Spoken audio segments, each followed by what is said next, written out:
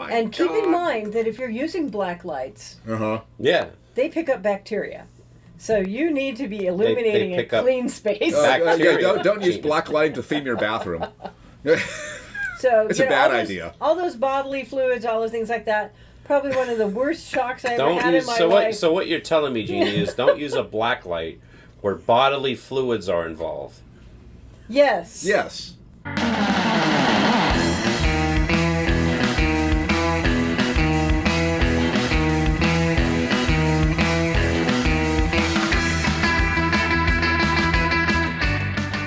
Hi everyone, my name is Ray, or some of you might know me as Tiki with Ray, and welcome to part 2 of Epic Tiki Party Planning. Is that right, Jeannie? Yeah. And- But the car salesman voice. Yeah. Yeah. And today we're going to be talking about the nuts and bolts of the party itself. You know, the drinks, the decor. What are some other things too that you think we're going to touch on? Oh. We could talk about music too. Music, lighting. And we could talk about food too. Yeah, a little food. A little food. We talked about food a little bit last Well, time. well, drinks as well, but you know. Not really though. Not Not the in nuts, depth. not the nuts and bolts of the drinking. So, Jeannie, we got the party. You got all the bare bones for it. The nuts and bolts of this now. Now what do we do? Nuts and bolts. Okay, so you take your budget, and you take your mise en place sheet, and you wander over to your mixologist, and you say, "Here's our theme. How are we going to assemble our drink list?" Okay. Well, I do things besides a drink list too, but that's a good place to start. For the Matson Cruise Line, the notion I had was to use the ports of call as a drink. So, one of the ports of call is Samoa. Well, there's a Samoan fog cutter. Boom, you got a themed drink that matches the party. There's a Matson cocktail. It isn't tiki at all, but it probably should be there because it's probably they serve people when they're arrived on the ship. You'd sort of expect it, even though it's caraway flavored, I think. And of course, you have one that goes with a Honolulu stop, and so each drink matches a different exotic port, and hopefully the flavors and the name of the drink or something ties into the web of. So if you weren't doing the ports of call, like let's backtrack to a couple of our other parties. So like the voodoo party, or the headhunter party, or the spy party. How do you... Well, for the voodoo party, that was, I believe, the same year Haiti had that natural catastrophe. And so it's like, well, what better way to support Haiti than to support their number one industry? So we started with a case of Bourbon Court 5-Star as our main mixer, because that puts money directly towards the country in need. Right back to Haiti. When you're coming up with your drink menus for the parties, are you thinking about like, okay, well, I need to have a whiskey drink, I need to have a vodka drink, I need to have a rum drink? Well, yeah. Or is it more about like, just like what you said, whatever the theme dictates? It's both of them, because people have different tastes, Yeah. And in a case of your friends, you kind of know who likes what, and so you can say, well, this one will please these few people in the group.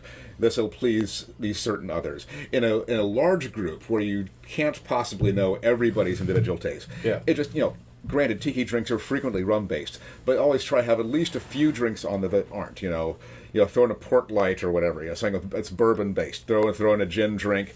Not everybody likes champagne, but some people really do. Put in one with bubbles. A vodka drink. Yeah, There aren't as many vodka tiki drinks, though the macadamia nut chichi is a pretty good one. Yeah. So I think I used that. I think I can't remember what party I used it at. That was. Well, I don't know. I popular. mean, the thing is, like, I don't know if anyone's like that like passionate about vodka anyway, or if you're really into vodka, Yeah. you got other. And there are some people that don't like some of the other liquors, and so Yeah. because vodka is so neutral. Yeah. Yeah. But then again, for like the macadamia nut chichi, you make a vodka drink, you'll find people who ask me to put white rum in instead because they prefer it. Yeah. Easy switch out and frankly, probably a little better. And then there's the war chest idea. You What's that? talked about War the chest. Overage from a Overage. party. Yeah. So people bring things. They're generous. You end up with more bottles than you planned on. And Not a big deal. always of things you've gone through for the party. Yeah. But you don't always go through everything. You take those. You figure you kind of note what they are and stow them away for the next party you do, like the following summer. That gives you a little bit of a jump on the buying you'll have to eventually do. Usually it's just piecemeal, so you can kind of stretch out the expense. But if you have this chunk of bottles sitting there already, that'll also to some extent influence what the drinks you choose. Yeah. Like, well, we could make this. Oh, but we already have all this on hand. Look at all this Kraken What can I do? spiced rum that we have. What can I do with this that will fit over here? Dump it down the drain. Well, a specific example. There's Maybe it's a good paint remover. a bit of a tequila left over from the last one. More tequila was Here brought. you go, Tom. Here's a bottle of rum. It's imported. Bacardi. Right. Thank you. Wow. It happens. I'm going to put this right over here. Well, there are uses for things like that too. I mean, they're Yeah, regifting it to someone. yeah. You go so when you're going to go to someone's Yeah. party that has no idea, Uh-huh. and they're like, and they think you're being fancy because you just brought them a bottle of something. Right. It's like, no, I'm just getting rid of.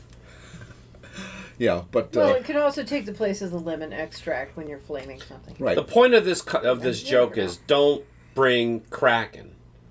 It's a terrible rum. No one likes it. You think Don't hold back, Ray. Tell me what you really think. no one likes Kraken? Come on. You think you're being Okay. clever? You're not being clever. Yeah. All right. Sorry. Anyway, it was a tangent, but we have leftover tequila. So it's like you look at the cruise ship drink line thing, for instance. Yeah. And look at I ended up with 3 extra bottles of tequila that were not used in the Shirley Temple of Doom. So what am I going to do? Well, I shelf them. They're behind you actually, behind the screening, and. The Shirley Temple of Yes, you look at, and then you look at Yeah. what would work as a Awesome. cruise drink. The one I found was There has to be a roller derby girl out there. Shirley That- Temple of Doom. That's her name. yeah. So, Shirley Temple of Doom, if you're out there, let me know. How do you determine how much booze and how much supplies to get? Taking in consideration that okay, our guest list says we're going to have 40 people, but that's not going to be right. That's It could incredibly be difficult. more or less. It is And you also have incredibly to know difficult. your audience, because there are people that imbibe more and people that imbibe less. And so know what your crowd's general consumption is. Yes. Yeah. Yes, that's really, really hard, and frankly, you do your best, and you'll almost never get it exactly right. This last one, I overplanned. It's like, wow, the potential list of people who come is frighteningly large, but in practice, since the number who showed was a bit more restrained, it's like, I made too many mixers. The mixers were hard to make, so that was work I didn't have to do, but luckily most of them I could put into cylinders, throw in the freezer, and then save for something else later. You don't. It's better not to run out and have a little too much left over than it is to run out in the middle of your party and have people wander around looking for stuff that isn't there. Okay, here's a question for you when it comes to cocktails and things to serve. Is there any cocktails or drinks or something that's just kind of like a no-no? Like, just don't make it, don't bother, don't do it. Good question. Well, I would say, we touched on this earlier. Don't try to make zombies by hand, because if you're making individual drinks that are that complicated, your Complexity bombs will kill you. complexity bombs will kill whoever's working the bar, and you'll have a line out the door. He'll wait. Well, the thing I'm thinking about as soon as you said a zombie is like, Yeah. I wasn't thinking about the complexity of the drink. Is what I'm thinking is like, because what about serving? What's your gauge for like serving stronger drinks? Because if you're going to be serving zombies, that's going to get people drunker quicker. How do you do that? How do you maintain Partly that's timing. the level of the alcohol? Partly that is timing. Because you don't want to like give it. here's your appetizers, here's zombies, and get Yeah. them trashed and like. Yeah, so we plan in our parties frequently dishes that specifically soak up alcohol. Starchy dishes, yes. Yeah, starchy dishes that are cream based because it coats the stomach, and that's a long term kind of science we've been working on of how do you time the drinks coming out with what you're serving, and how do you slow people that are drinking too quickly down. So you'll frequently see things, and this also helps in something else. We talked about food needs, and there are lots of great tiki-esque noodle dishes that'll soak up a lot of extra booze in people's stomachs. That buckwheat yakisoba noodles. People can't have gluten.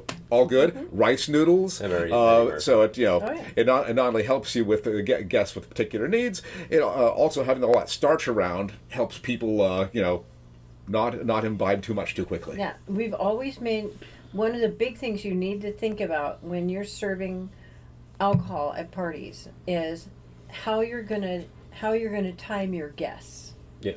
How much access do they have to alcohol times time? So it ends up being an algebraic problem. Yeah. You've got alcohol times food times time times dry out. And you have to be able to give them some other outlet beside just drinking at a party. Well, the games we talked about earlier. Yeah. But and this touches on some of the mass service options, like the drink barrel or a punch bowl. I find roughly, volume-wise, about 7/5 of liquid go in the average punch bowl, plus the ice. That seems to be what the majority of them fit. So you kind of when you're looking at a drink in say a Beach Bum Berry book, you say, okay, there are too many ingredients for this to make it one at a time. So at that point, you do some math, you scale it out until you get to about the same volume of 7/5 of liquid, and then if you use a drink barrel, you multiply that again, possibly by 4, because we're talking gallons at that point. But you scale a good-looking drink with too many ingredients for hand mixing, and do that. And that is at least as easy on the bar. There is the caveat, though, that some guests will assume that whatever you're serving a lot of in the punch bowl is probably not expensive, or lightweight, lightweight, fruity, whatever. Because I think the host is saving money there, and that's not. And that has burned us a couple times when someone got completely caught off guard, and then we've had to take care of them. Well, how complex do you think your cocktail should be for a party anyway? Now, there's a different thing, like say you were having a smaller get-together, where like maybe there's like 7 people over here, 8 people, where like Tom's going to make drinks, you're going to do called drinks, Yeah. But you got to think, if you're going to be doing a party where there's like 10s, 20s, 30s, 40s people, you wouldn't bother, like, okay, I'm going to make a Navy grog, because you'd be like, why would you do that? You'd probably want to make drinks that are simpler. Maybe. Or do you want to show off your talents? Or you do, or Navy because grog your on the strong bowl. suit might be mixology. Yeah. You do your bar as a setup so that you can do those very efficiently. Yes.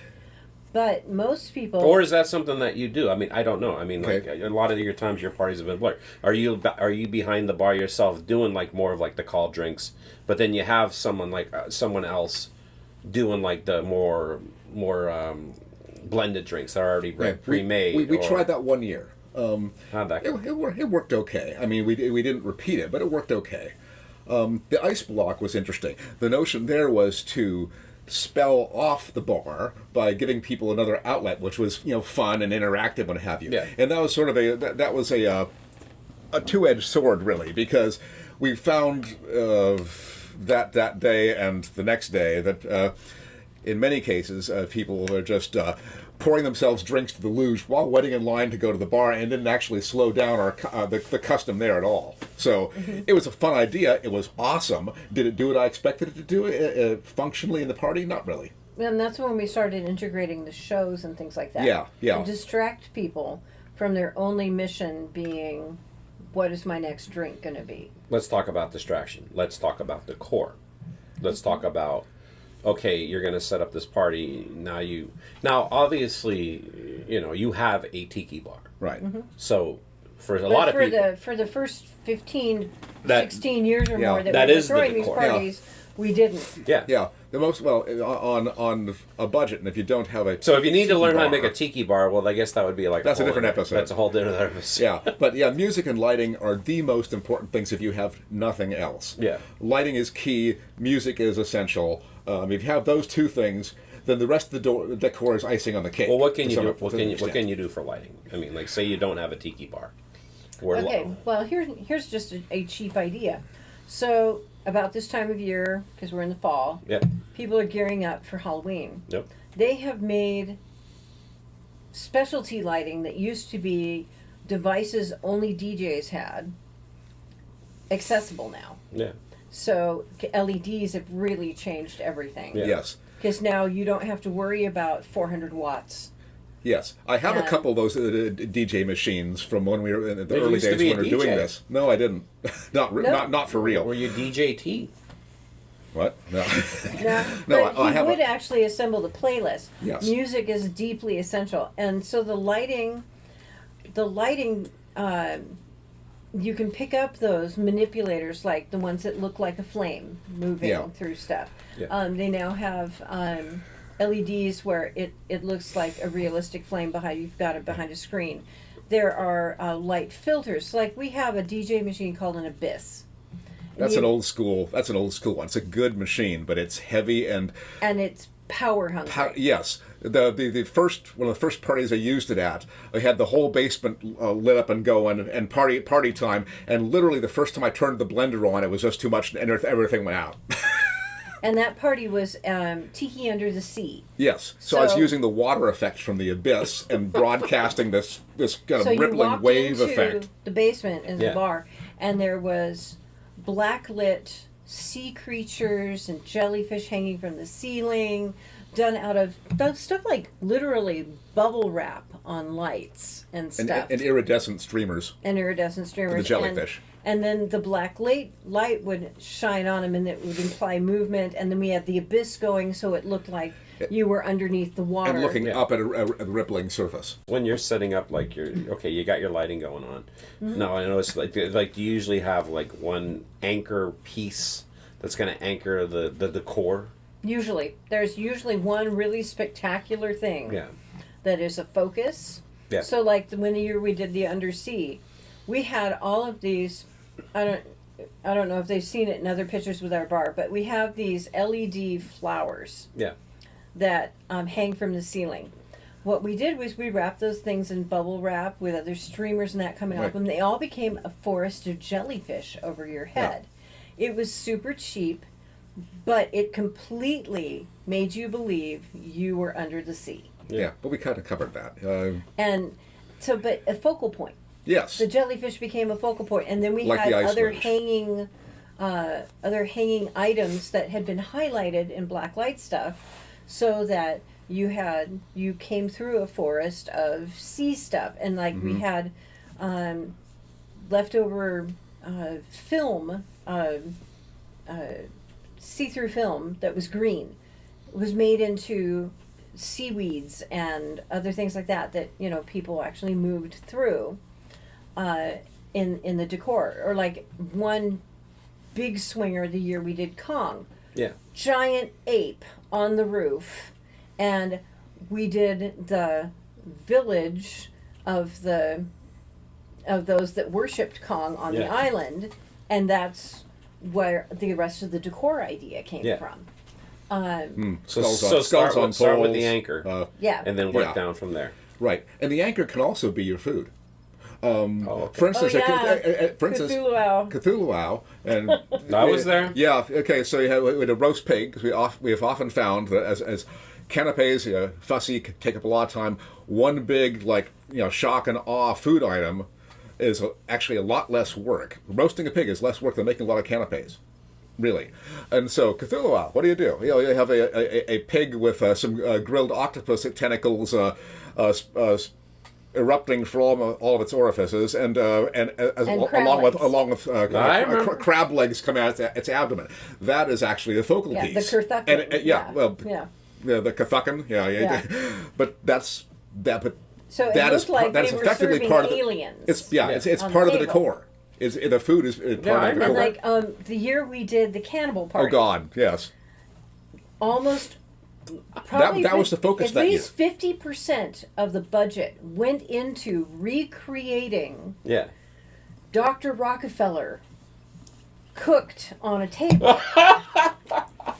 Oh my There, God. I sourced probably a good 15 different cuts of meat from different types of animals and so forth. It was all individually barbecued and had to be assembled Behind a screen behind under a a pop-up. screen. And the whole time, the whole joke of the party, over and over, you kept talking about, oh, we're going to have Dr. Michael guest speaker. Rockefeller. He's going to come. He's our guest speaker. He's going to tell you about the tribes of blah, blah, blah, blah, blah. And we just played this up all night. And then, when it was all finished, You'd roll and we them out. pulled the reveal, I pulled back the curtain and went, oh my, Dr. Rockefeller is here. And there was a fork in his thigh.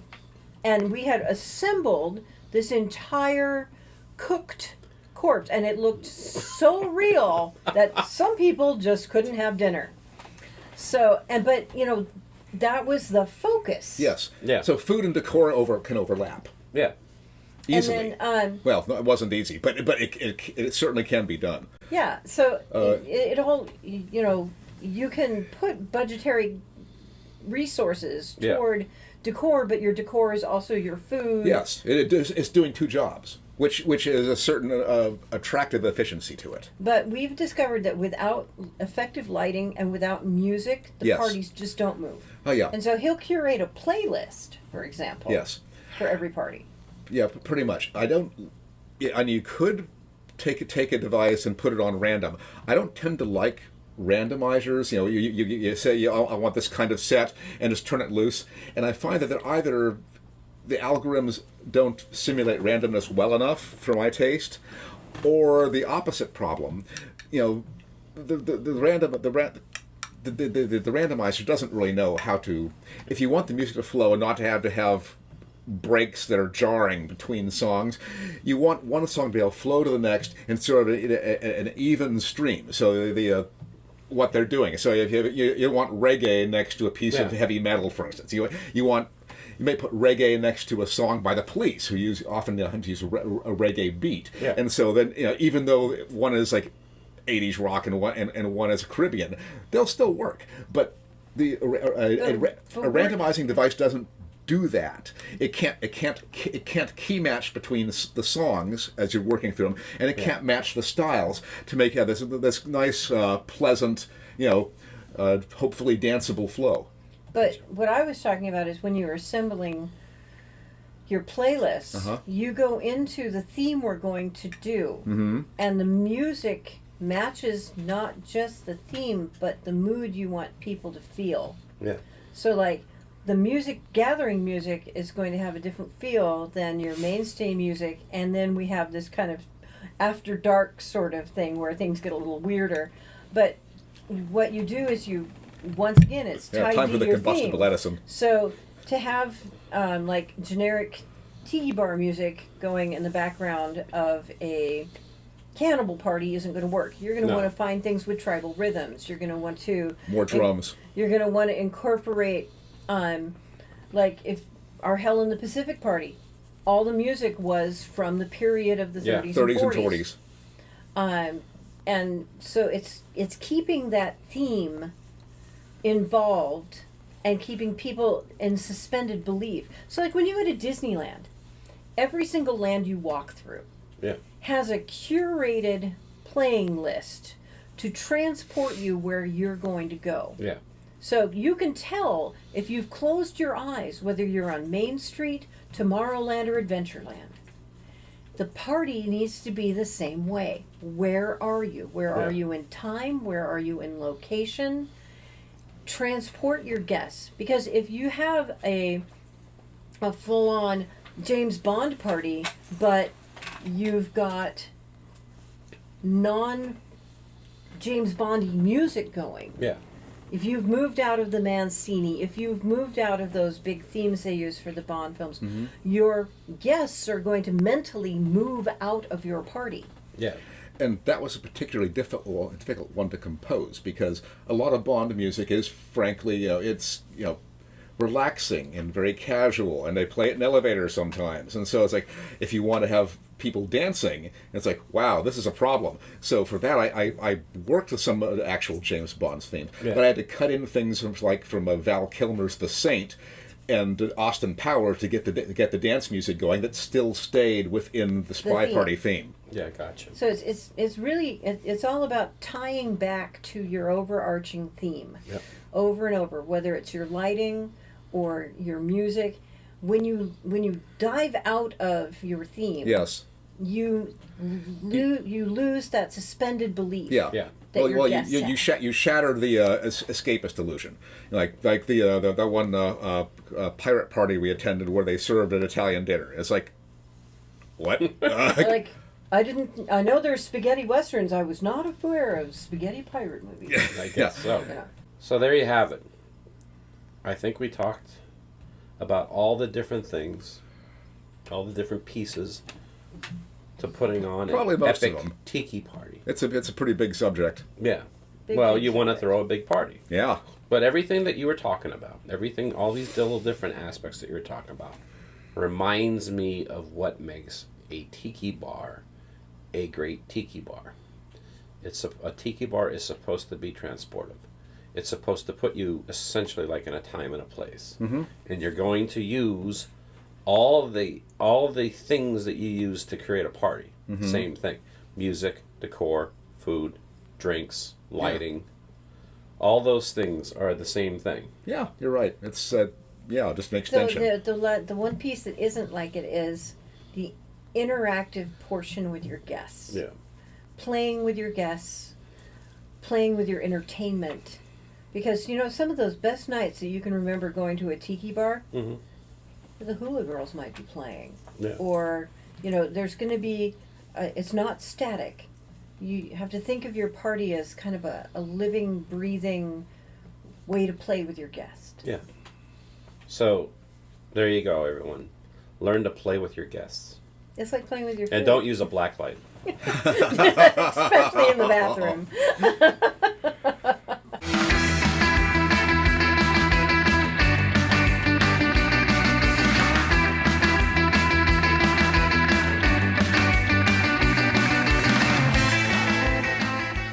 Want to support the Tiki with Ray show and look cool doing it at the same time? Then head over to tikiwithray.com and buy yourself a Tiki with Ray shirt. They're only $20. Tony Canepa did the design and they're screen printed in America.